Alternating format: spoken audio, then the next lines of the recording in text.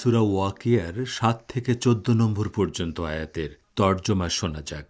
আর সেদিন তোমরা বিভক্ত হয়ে পড়বে ৩ দলে। সুতরাং প্রথম দল হবে সৌভাগ্যবান। সৌভাগ্যবান দলটি কতই না ভাগ্যবান।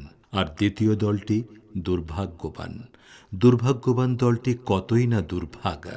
আর তৃতীয় দলটি নেক কাজে অগ্রগামী এবং পুরস্কার গ্রহণেও অগ্রগামী।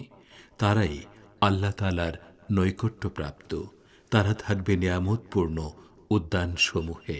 তাদের বহু সংখ্যক হবে পূর্ববর্তীদের মধ্য থেকে যারা অতীতের নবী রাসূলদের প্রতি ঈমান এনেছিল, এবং অল্প সংখ্যক হবে শেষ নবীর উম্মত যারা তাঁর প্রতি ঈমান এনেছে। সূরা ফাতিরের ৩২ নম্বর আয়াতের মতো এই আয়াতগুলোতে বলা হচ্ছে, কিয়ামতের দিন মানুষকে ৩ দলে বিভক্ত করা হবে। তাদের প্রথম দলভুক্ত মানুষ নিজেদের ঈমান ও সৎ কাজের মাধ্যমে সৌভাগ্যবান হবে, অর্থাৎ জান্নাতের অসীম নেয়ামতের অধিকারী হবে। দ্বিতীয় দলে থাকবে অপরাধী ব্যক্তিরা, যারা তাদের কুফরি, জুলুম ও গোনাহের কারণে দুর্ভাগায় পরিণত হয়েছে। জাহান্নামে যাওয়ার চেয়ে বড় দুর্ভাগ্য আর কিছু হতে পারে না।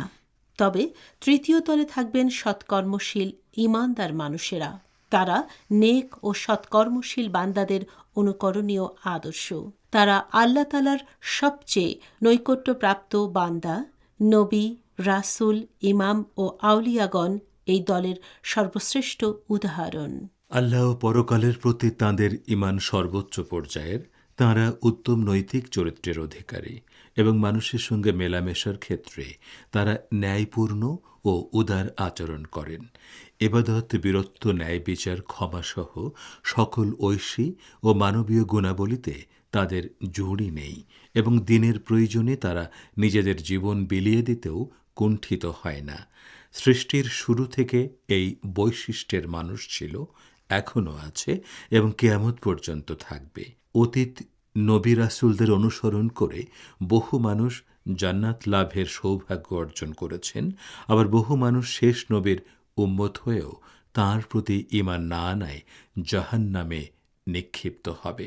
এই আয়াতগুলোর শিক্ষণীয় কয়েকটি দিক হচ্ছে: ১. প্রকৃত ও চিরস্থায়ী সৌভাগ্য কেবলমাত্র পরকালেই অর্জন করা সম্ভব হবে। ২.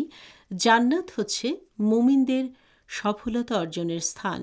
তবে জান্নাতবাসী বস্তুগত সব নিয়ামতে পরিপূর্ণ থাকলেও তাদের সবচেয়ে বড় পুরস্কার হবে আল্লাহ তাআলার নৈকট্য লাভ।